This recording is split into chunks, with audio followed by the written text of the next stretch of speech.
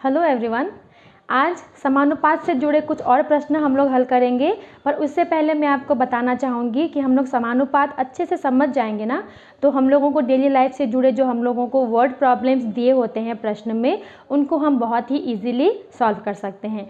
कैसे, वो हम लोग देखेंगे। ओके, चलिए बढ़ते हैं सीधे प्रश्न की तरफ। मैं आपको एक एग्जाम्पल बनाकर दिखाना चाहती हूँ, जहाँ पे दो राशि, दो क्वांटिटीज़ जो हैं सरल अनुपात में एक दूसरे से जुड़ी हुई हैं। सरल अनुपात के बारे में मैंने पहले चर्चा की थी कि जैसे एक का मान बढ़ने पर दूसरे का मान भी बढ़ेगा, एक का मान घटने पर दूसरी राशि का मान भी घट जाएगा। जैसे कि मैं आपको बताती हूँ एग्जाम्पल। जैसे अगर हमने फ्रॉक बनाने के बारे में सोचा, या टेलर ने फ्रॉक बनाने का काम टेलर लोग करते हैं, तो वो अगर फ्रॉक की संख्या बढ़ाएंगे तो जो कपड़ा लगेगा, जिस कपड़े से फ्रॉक बनता है, कपड़े का जो परिमाण है वो क्या होगा, कम या ज़्यादा। क्योंकि ज़्यादा कपड़े, ज़्यादा फ्रॉक बनाना है तो ऑब्वियसली बहुत ज़्यादा कपड़ा लगेगा, ज़्यादा कपड़ा लगेगा फ्रॉक की क्वांटिटी के अनुसार। अब मुझे 5 फ्रॉक बनाने पे यहाँ दिया गया है कि 15 मीटर कपड़ा लगता है।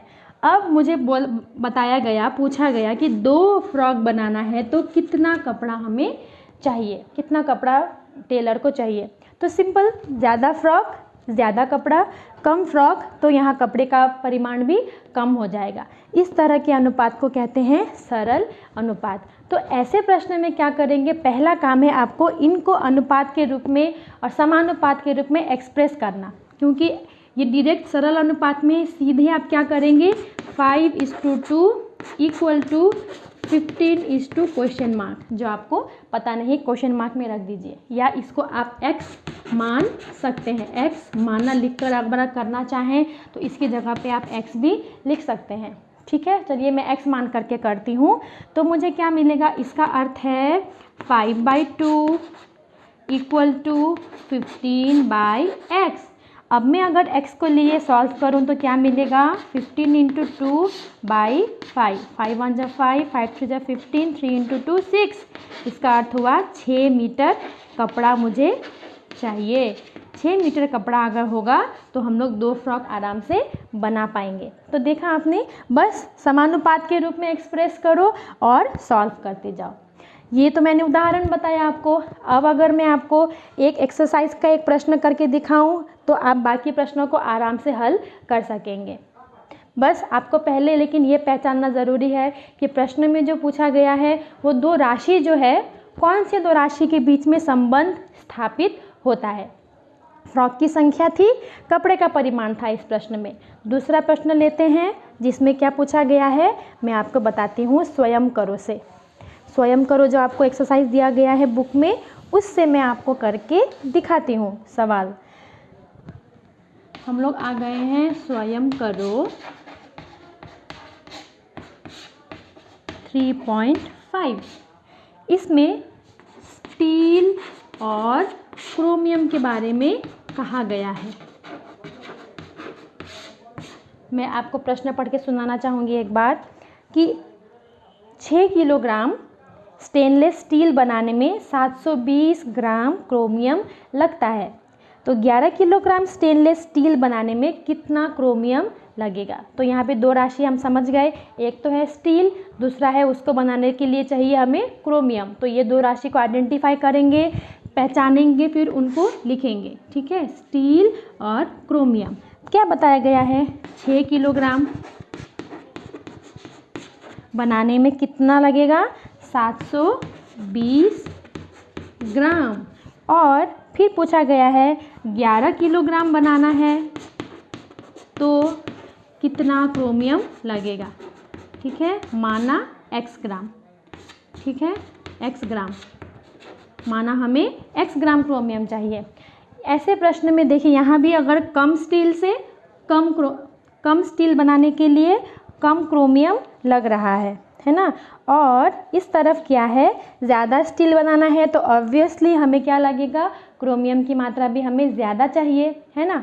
और एक बात का ध्यान यहाँ रखिएगा आप हमेशा ऐसे प्रश्नों में कि जो यूनिट है, इकाई, वो एक समान है या नहीं। इधर किलोग्राम है, इधर ग्राम है, तो हमारा काम क्या है, पहले ये जो किलोग्राम है उसको ग्राम में परिवर्तन करना। सेंटीमीटर, मीटर इस तरह का भी दिया हो तो आप क्या करेंगे, उसको महीना, वर्ष तो भी उसको हमेशा सेम इकाई में चेंज करके ही आगे का काम कीजिएगा। तो चलिए मैं पहले इसको कन्वर्ट करूँगी अगर, तो मुझे क्या मिल रहा है, 6 किलोग्राम का अर्थ 6000 ग्राम इस टू 11,000 ग्राम, समानुपात में है 720 ग्राम इस टू एक्स, है ना। बस मैंने इसको दिखाने की ज़रूरत नहीं, आप ऐसे ही सिंपली लिख सकते हैं। और आपको अगर करने की ज़रूरत पड़े इसको स्टेप्स में तो आप रफ में भी कर सकते हैं, यहीं पर भी करके दिखा सकते हैं। तो इसको मैं कैसे लिखूँगी, 6000 by 11,000 equals to 720 by x. अब मुझे ढूंढना है x, तो x बराबर क्या होगा, 720 इंटू 11,000 बाई 6,000। तो मैं अगर कैंसल आउट करूँ तो ये कटा, 3 2 जा 6, 6 से कट जाएगा, 6 1 जा 6, 6 2 जा 12। ओके, तो 12 इंटू 11, 12 इंटू 11 हमें कितना मिल रहा है, 11 2 जा, और यहाँ पे एक ज़ीरो भी है, ये ज़ीरो भी है, 3 0 3 0 यहाँ कट गया, 6 1 जा 6, 6 1 जा 6, 12 से 2 जा 12 और ये ज़ीरो, तो 120 इंटू 11, 11 0 जा 0, 11 2 जा 22, हाथ में 2, 11 1 जा 11, 12 13, तो इतना ग्राम। इसको अगर हमने 1000 से डिवाइड किया तो कहाँ आ जाएगा डेसिमल, इधर, तो हमें अल्टीमेटली क्या मिला, 1 किलोग्राम 32 ग्राम या 320 ग्राम हमें क्या चाहिए, हमें क्रोमियम चाहिए इतना 11 किलोग्राम स्टील बनाने के लिए। तो सरल अनुपात में बस जैसे आप सजाए हैं उसको उसी तरह, पहले फर्स्ट वाली राशि, फिर दूसरी राशि और बराबर इधर की राशि आप सजाएंगे और सॉल्व करेंगे तो आराम से आपको उत्तर मिल जाएगा किसी भी प्रश्न का। ठीक है, पर समझ के आपको उसको पहले सजाने में सफल होना पड़ेगा। अब दूसरी तरह का प्रश्न, दूसरी तरह का रिश्ता अगर हो, रिलेशन हो अगर दो राशियों में, जिसमें कि एक का मान बढ़ने पर दूसरे का मान घट रहा है, तो ऐसे अनुपात को क्या कहेंगे, मैंने पहले बताया था आपको, क्या कहेंगे, व्यस्त अनुपात, इनडायरेक्ट रिलेशन भी कहते हैं उसको। तो ऐसे में हमें क्या करना है वो हम आज देखेंगे, उन्हें कहेंगे व्यस्त अनुपात। सॉल्व कैसे करना है या क्या अंतर है वो हम लोग समझेंगे। तो स्वयं करो कि बाकी प्रश्न जो है 3.5 उसको मैं आपके लिए छोड़ती हूँ, आप ज़रूर प्रैक्टिस करके मुझे बताइएगा कि आप कर पाए या नहीं। अब हम लोग अगर बढ़ेंगे व्यस्त अनुपात की तरफ तो उसमें और इस सरल अनुपात में क्या अंतर है हम लोग देखते हैं। सबसे पहले एक एग्जाम्पल मैं लेती हूँ। एग्जाम्पल में क्या बताया गया है कि एक मकान को रंग करने में 22 श्रमिक को 10 दिन समय लगता है। तो कौन से दो राशि के बीच रिश्ता है, श्रमिक और उधर दिन या समय। तो पूछा गया है किंतु 11 श्रमिक उस काम को, उस मकान को कितने दिन में रंग करेंगे। तो आप यहाँ समझ गए कि क्या क्या है चीज़ें। श्रमिकों की संख्या एक तरफ आपको लगानी होगी, श्रमिकों की संख्या, और इस तरफ है समय या दिन, ये आपको कितना चाहिए। तो और एक बात ध्यान रखिएगा, सवाल में जो पूछा गया है उसको हमेशा दाहिनी ओर रखिएगा, ये राइट साइड में ही रखिएगा, क्योंकि कितने दिन लगेंगे पूछा है तो हमने दिन को इस तरफ रखा है। ओके, ये ध्यान रखिएगा, नहीं तो सब गड़बड़ हो जाएगा।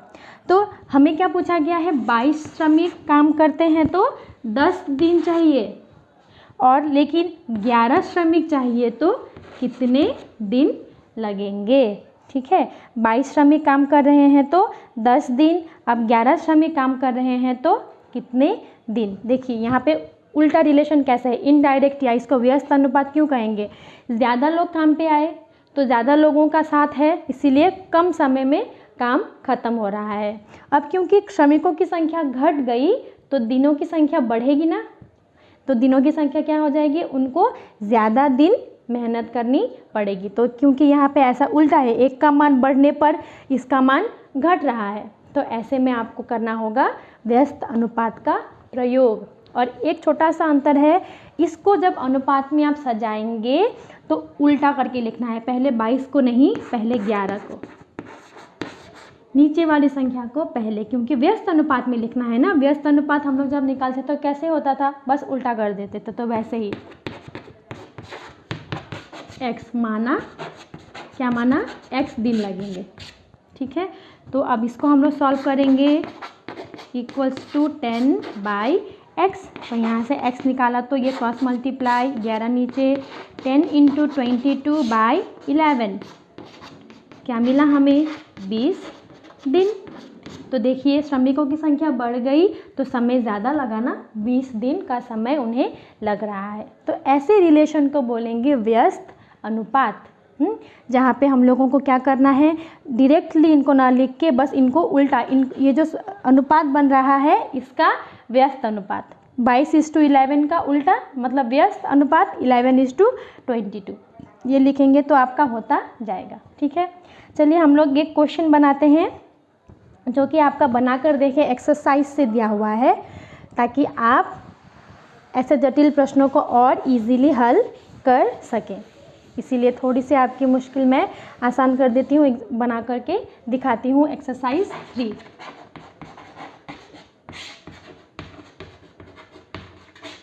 बनाकर देखिए 3 से कुछ प्रश्न हम लोग करके देखते हैं। अब बनाकर देखें 3 में से हम लोग कुछ प्रश्न देखें तो कौन सा मिल रहा है हमें, बहुत ही आसान प्रश्न है, कुछ कठिन तो है नहीं। चलिए मैं नंबर 4 करके दिखाती हूँ। 4 में क्या बताया गया है, अरुण बाबू अपने खेत को 16 हल बैल से 10 दिन में जोतवाए हैं, तो उस खेत को 8 दिन में जोतवाने के लिए कितने हल बैल की ज़रूरत पड़ेगी, ठीक है। प्रश्न बताया गया है कि, नहीं ऐसे ही नहीं लिखती हूँ मैं, लिखती हूँ 16, शॉर्टकट में लिखती हूँ प्रश्न थोड़ा, 16 हल बैल से 10 दिन में, है ना, तो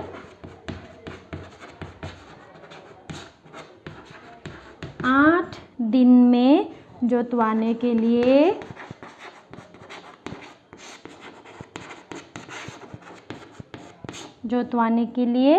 कितने हल बैल की ज़रूरत पड़ेगी, ये प्रश्न है। तो यहाँ हमने क्या संपर्क देखा, किनके बीच, हल बैल के बीच और समय या दिन के बीच। और एक बात याद रखनी है, पूछा क्या गया है, पूछा गया है कितने हल बैल, तो जो पूछा गया है उसको हमेशा राइट साइड में रखा जाता है, और यहाँ मैं रखती हूँ समय या दिन को। अब क्योंकि 10 दिन लगा समय, कितने हल बैल थे हमारे पास, 16, अब मुझे चाहिए 8 दिन में पूरा करना है काम, तो फिर कितने हल बैल चाहिए। तो यहाँ अब क्या देख रहे हैं, हमने क्या देखा, 10 दिन के समय के लिए हल बैल कितने चाहिए, 16। अब यहाँ जो है समय कम हो गया, तो हल बैल की ज़रूरत हमें ज़्यादा पड़ेगी। एक का मान घटने पर दूसरे का मान यहाँ पे बढ़ रहा है, तो ये कौन से अनुपात में है बताइए मुझे, बिल्कुल सही, ये है व्यस्त अनुपात से जुड़े हुए हैं, है ना। व्यस्त अनुपात के प्रयोग से हम लोग लिख सकते हैं, आपके लिए मैं लिख रही हूँ, आप इस लाइन को नहीं भी लिखेंगे तो चलेगा। व्यस्त अनुपात के प्रयोग से हमें क्या मिला, क्योंकि व्यस्त अनुपात है, इनडायरेक्ट रिलेशन है, तो इस अनुपात को हम लोग व्यस्त के रूप में लिखेंगे, मतलब 8:10:16:x। इसको हम लोग सॉल्व किए तो मिला 16/x, इसलिए x बराबर क्रॉस मल्टीप्लाई करेंगे तो 16 × 10/8, 8 2 16, मतलब 20 हल बैल की ज़रूरत पड़ेगी।